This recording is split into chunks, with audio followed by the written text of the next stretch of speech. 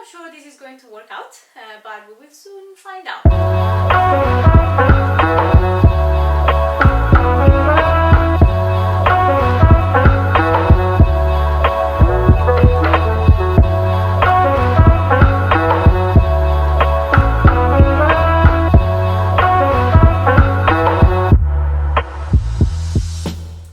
Hello my sewing friends, it's me Silvia, and this is Alice, the latest addition to my family. I thought that if I had to wait for the perfect nap at the perfect time of the day, I would never record this intro, so here we are. If you have seen any of my previous videos, you would know that I love following sewing instructions. I really enjoy the process that way, and I feel safe, and I know I can enjoy the process until the end. But not today. Today I'm going to do something a little bit different. And this is not because I feel especially brave. It's kind of I have to if I want to make the dress that I had in mind originally. So when I saw the Skye Dress from Tilly and the bottom, I fell in love straight away. It looks like a flowy, summery, easy dress to wear that I thought immediately wanted to give it a go. And what I thought was that it was also going to be perfect for breastfeeding moms like I am at the moment, because I thought it had real straps on the shoulders that I could untie very easily and fit this little baba here.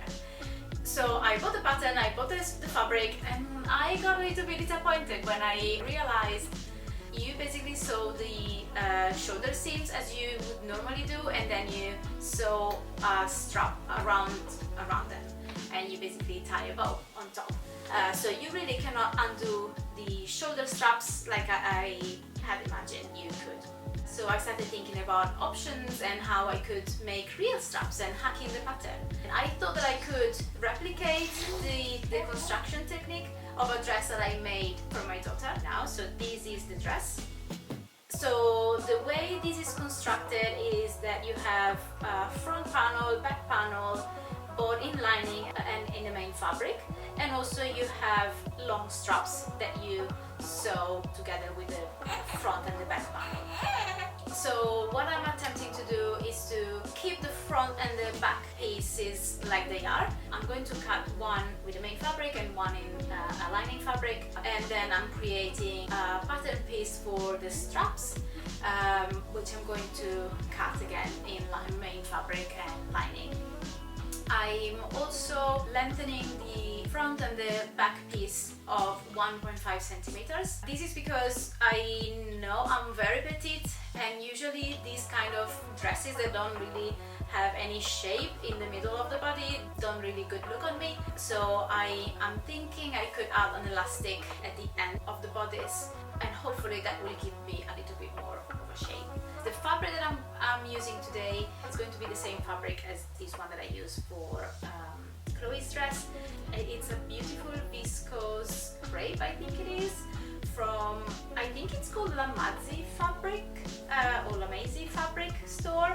It's honestly, I think it's one of the most beautiful fabric I've ever bought, if not the most beautiful fabric I've ever bought. It's really buttery, it's so soft, the drape is unreal.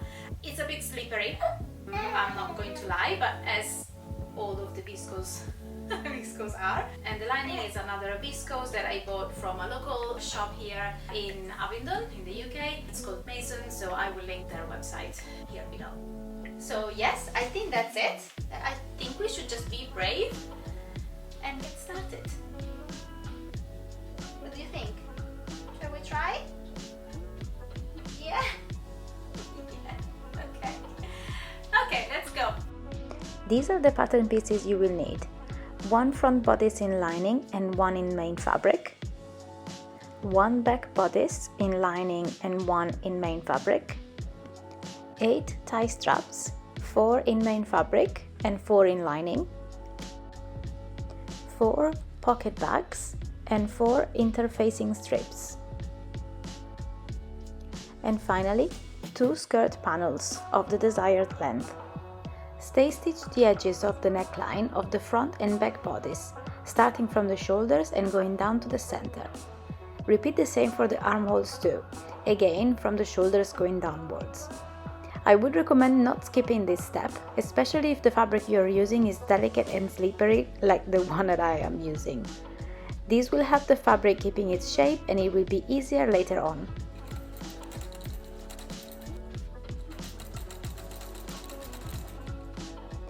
Moving on to the pleats.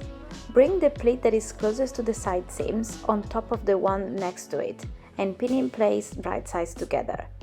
Repeat for the second one and do the same for the other side of the bodice.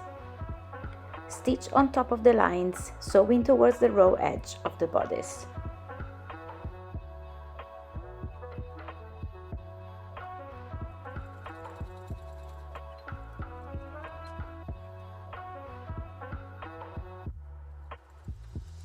After sewing the pleats, press them towards the center and baste them in place, sewing with a long straight stitch.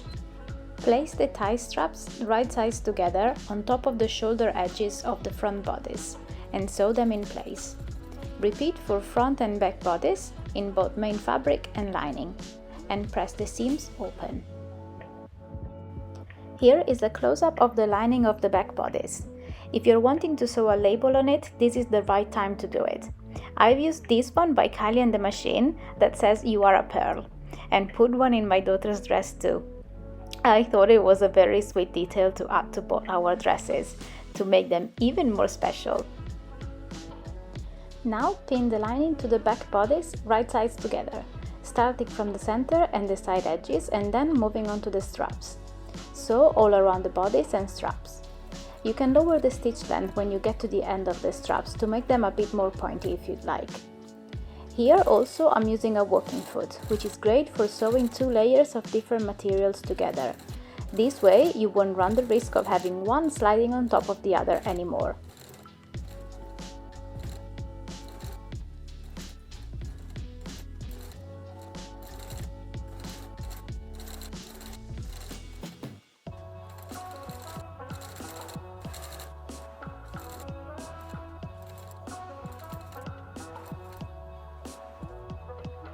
Trim the seam allowance all the way around the bodice and straps. You can also go even further and trim a little bit more at the points of the straps, so they won't look bulky when you turn them inside out.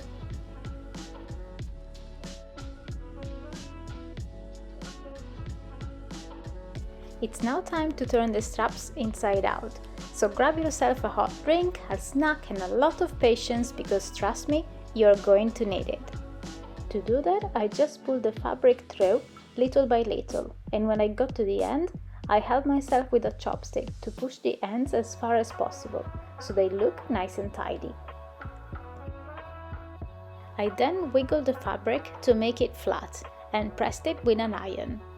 Repeat the same process with the front bodice and its lining.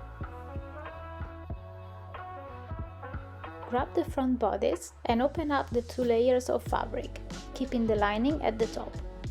Then place the back bodice on top of it, right sides together, pinning the sides and making sure they match their respective fabric type.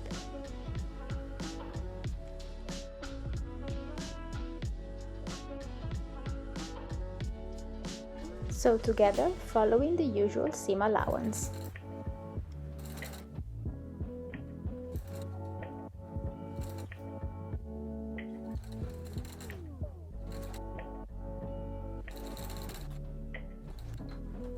Repeat the step for the other side. Then turn the bodice right side out and give it a good press. Pin the pocket bags to the front and back skirt panels right sides together, paying attention to the markings from the pattern piece for correct placement. Here I have already fused a strip of interfacing on the wrong side of the fabric, exactly where I'm going to sew the pockets, and have overlocked the edges of the skirt and all the pocket bags too. Sew the pockets with a 10 mm seam allowance. Once that's done, iron the pockets away from the skirt and understitch them to the seam allowance, stitching close to the seam just sewn.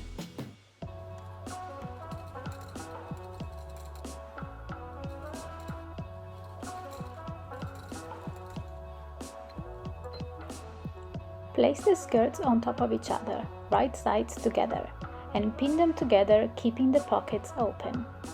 Sew the side seams, pivoting at the markings at the beginning and end of the pockets.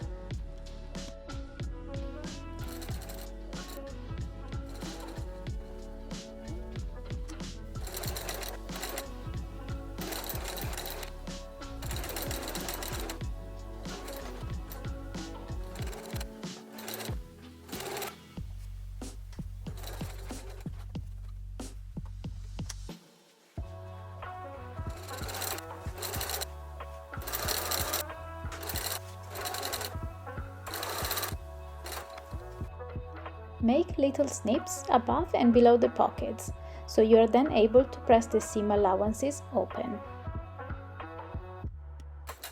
Sew 2 lines of gathering stitches, setting the length of the stitch as long as possible.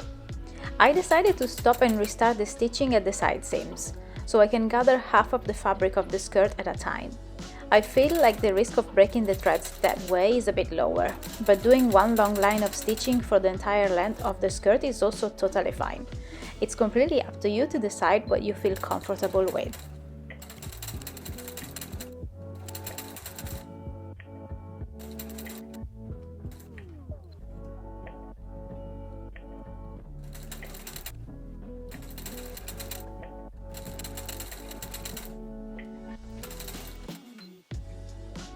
Take the bodice and mark the center front and center back.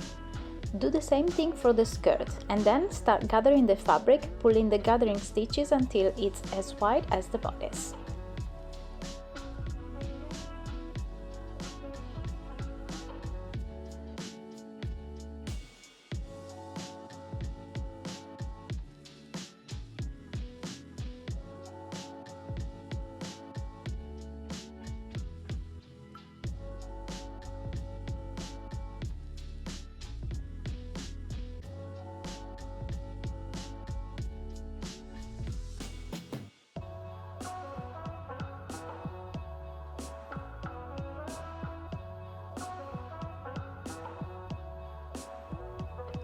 Turn the bodice inside out and start pinning it to the skirt, right sides together, redistributing the gathers as needed.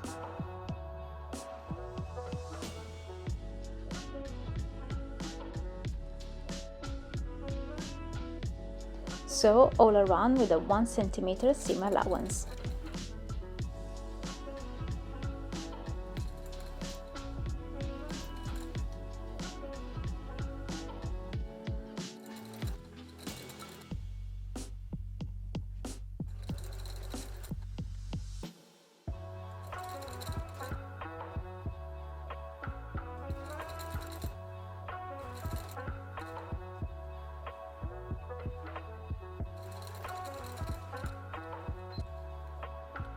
To make the waistline a bit more fitted, I've decided to add an elastic to it. The one I'm using is the classic 5 mm wide. For the length, I measured my waist and took 5 cm off. I sewn it into a circle, stitching the ends together, going back and forth a few times, to make sure it's nice and secure. I then divided it into quarters and did the same for the seam at the waistline. I then pinned it in between the 2 seam allowances, matching the markings I have just made, and carry on with more pins in between.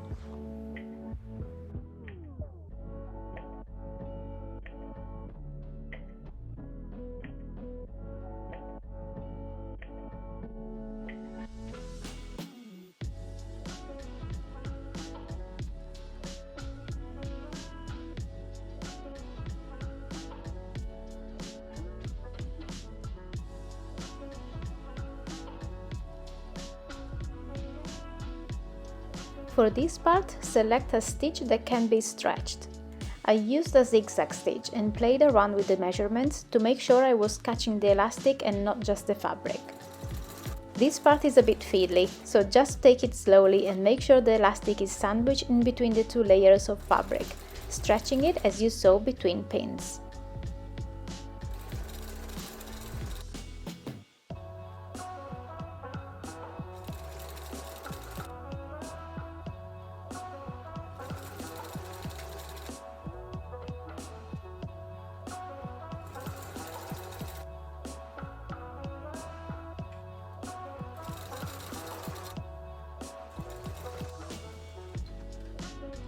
For the hem, finally, overlock the edge and fold it on itself twice. Then sew it in place.